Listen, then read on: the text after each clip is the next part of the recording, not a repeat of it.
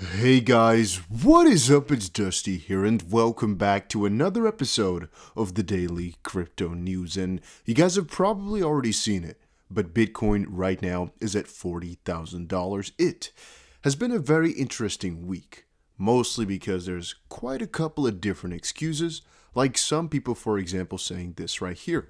When all else fails, crypto watchers blame Slide on the tax man. And to be honest with you, I'm not 1,000% sure what is going on here, but I think we all have to agree that we can see the correlation between the stock market and the crypto market as the S&P is basically similarly falling as Bitcoin is doing it. You can really clearly see the correlation here between the two. Even though it's not perfect, it's quite obvious that when the S&P falls, Bitcoin falls in a similar fashion as well. And we have a couple of articles to back that up, while also having a couple of other pieces of juicy crypto news today. Alright, having said that, here is our first article of the day, which I think is the most interesting as well. Bitcoin's correlation with the NASDAQ 100 index reaches a new all-time high. Since the beginning of the pandemic, Bitcoin has shown a tendency to move in the same direction as the large companies listed on the NASDAQ 100 index. Recently, this correlation has grown a lot closer than ever before. And what we're seeing right here is a Bitcoin correlation with the NASDAQ.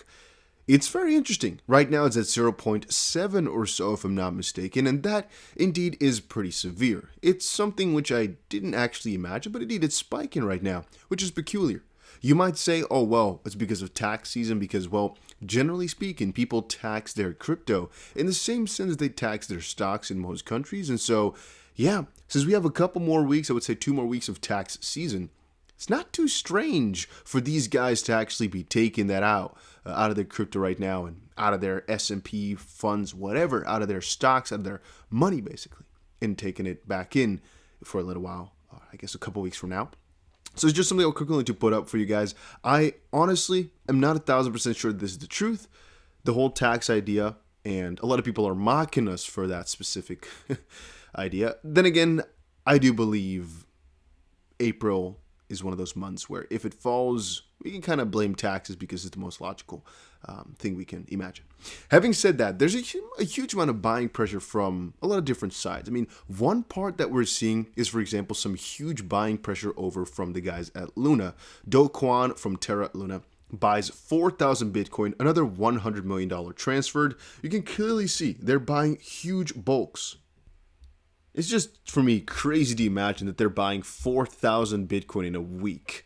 Can you even imagine that, to buy 4,000 Bitcoin in a week? And actually, if you put it into perspective how much they got, it's going pretty rapidly. I mean, from a certain perspective, they're not really close to the ETF or ETF likes. Even though I kind of feel as if we should put it into this spot too, as in the sense in which they're buying, it's kind of like a micro strategy, kind of like a grace. It's kind of like everything, right? Because they're buying it with no goal to let it go, but keeping it as reserves, which theoretically speaking will only get bigger, most likely never drop again.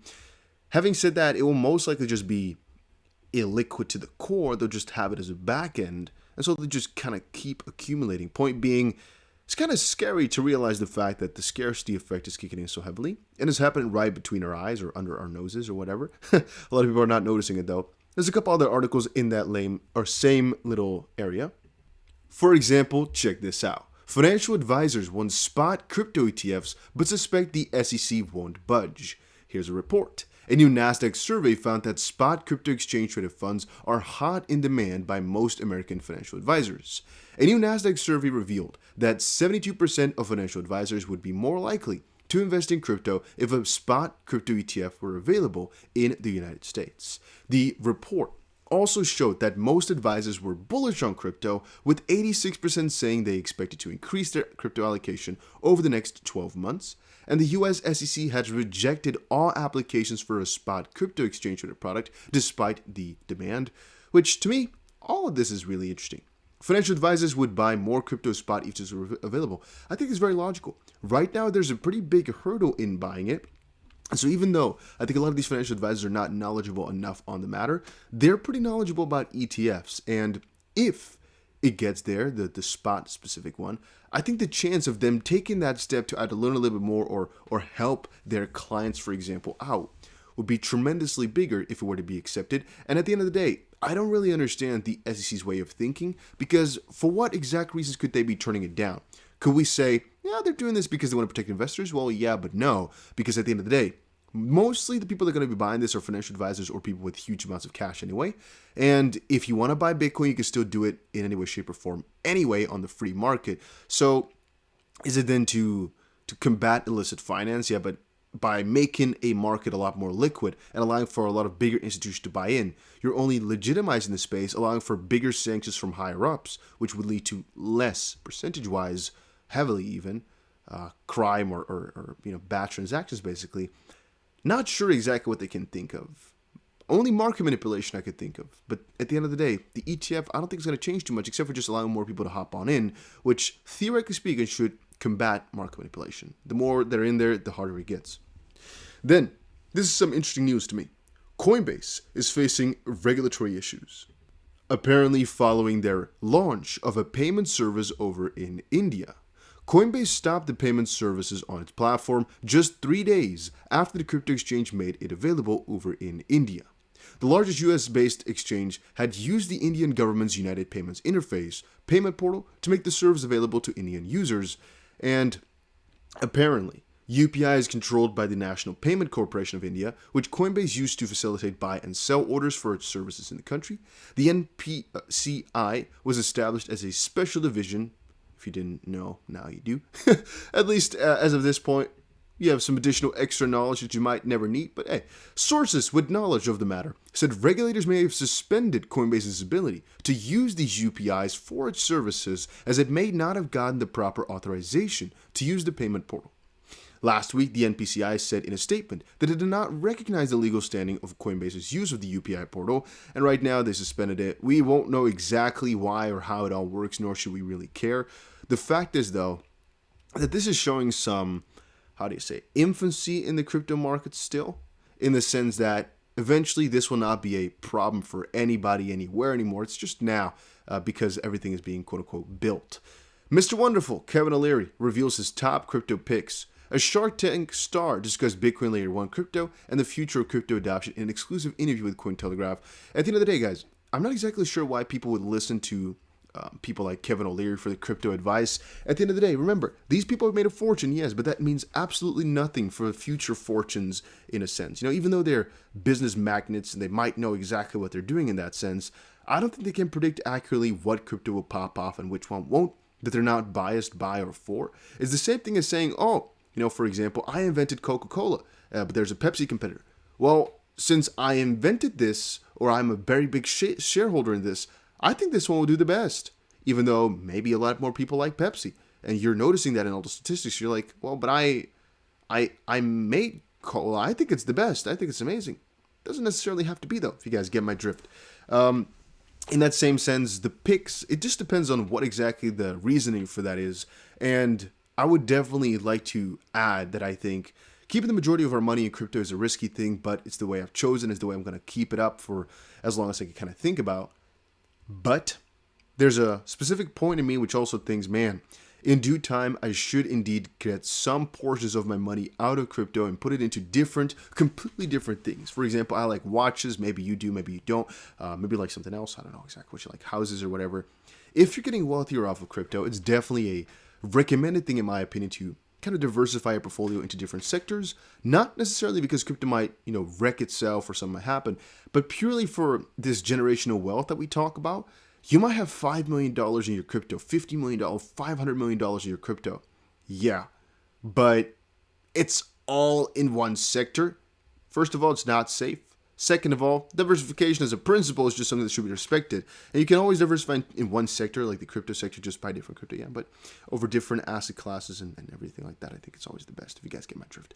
Man, my explanations are not on point today, but I think everybody just gets the logic behind this. It's just better to keep it into multiple different sectors. But for right now, for accumulating wealth, not just keeping it safe, basically, I would personally go for mostly crypto, as I don't know what will get us a better return, as I obviously believe that if you want to go for like a more stable return of let's say 40% a year or so, DeFi is definitely your best bet to go for. Easiest is 20% a year, but you can definitely bump it up 50, 70% or so a year if you are good with it as of this point as well.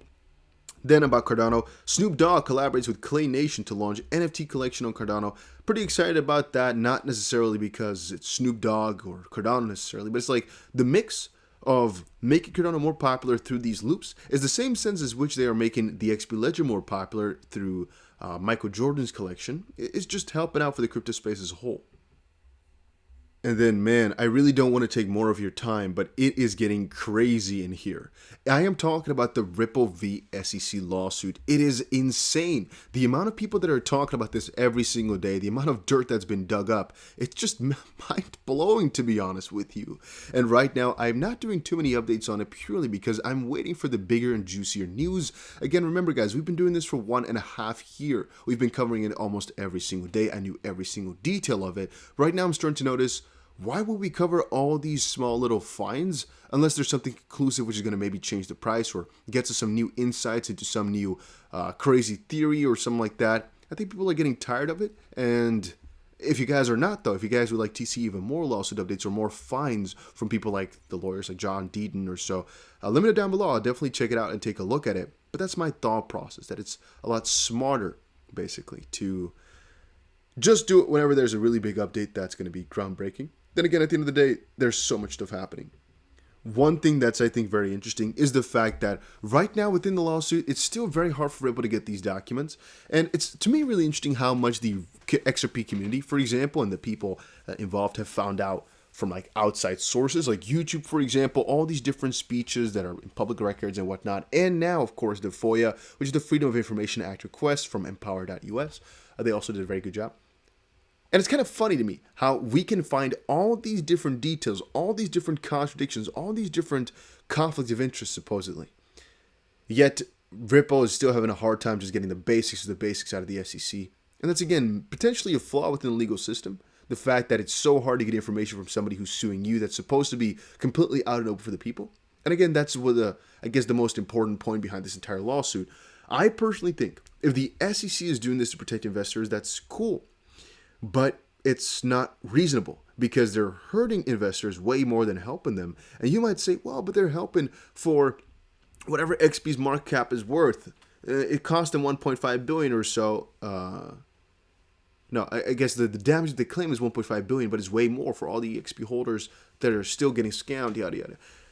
Remember that that's not exactly what is happening for the most part. I mean, the biggest reason what the SEC is saying is Ripple and XRP is kind of like the same thing, sort of, and basically when you're buying XP, you're buying a part of Ripple.